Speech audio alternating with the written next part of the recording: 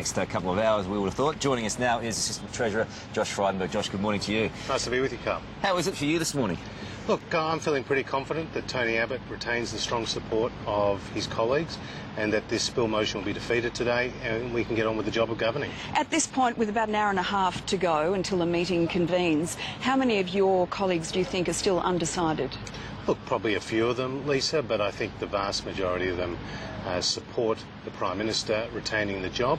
They've obviously sent a pretty strong message that we need to change some things. Clearly, we need to recover from last year's budget.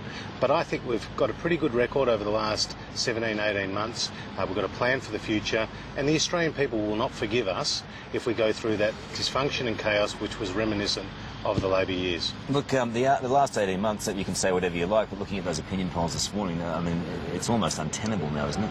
It's not untenable for two reasons. Well, firstly, if you're going to kick yourselves in the shin like we have for the last 2 weeks with this infighting, then of course people are going to mark you down and say what's going on. The second point is, if you go back in history to John Howard, a doyen of our side of politics, Carl, back in 2001, he was further behind in the polls than we are today. In fact, his approval ratings was also in the 20s, and just a few months later, in November 2001, he recovered and won a 16-seat majority. So we can do it.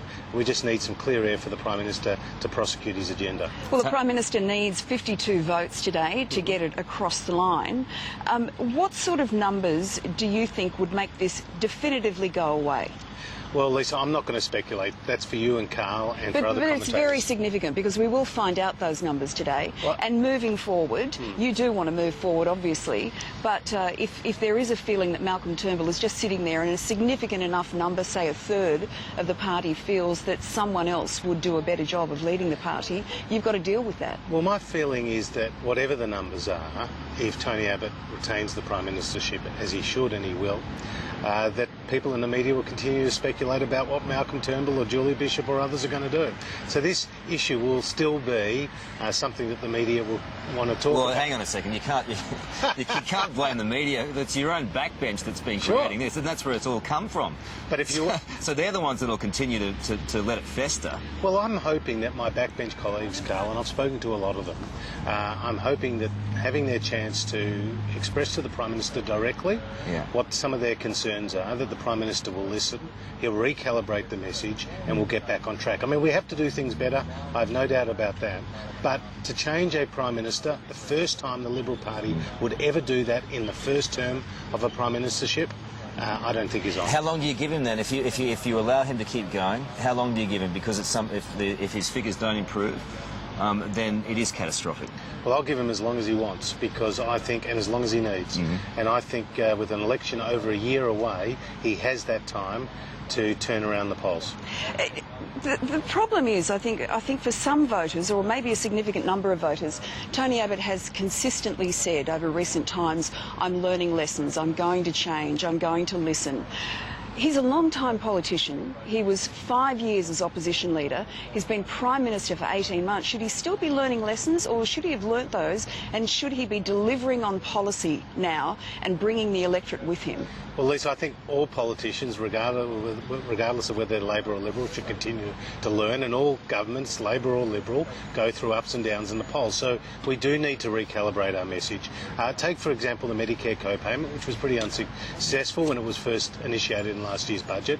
Well, now Susan Lee, as the Health Minister, is talking to key stakeholders like the AMA, and let's see what the final position she comes up with. Hell of a thing to do, recalibrate at this point, though, isn't it? Well, a year and a half away from the next election, and you know, let's think about what we're talking about today. Tossing a Prime Minister. What message does that send to the world? He's developed all these relationships. I think he's got a lot of runs on the boards. He's 3 free trade agreements. Jobs are being created, 600 new jobs every day. We've got the interest rate cut. We've got a low Australian dollar. Consumer confidence is up. I mean, that's not a bad agenda. Well, the issue here is if his approval rating is at such low levels, you've still got tough measures to get through a hostile Senate. Sure. It's not looking up. Well, do you know what I mean? Well, Carl, it's not an ideal situation dealing with that Senate. But, you know, it's issue by issue.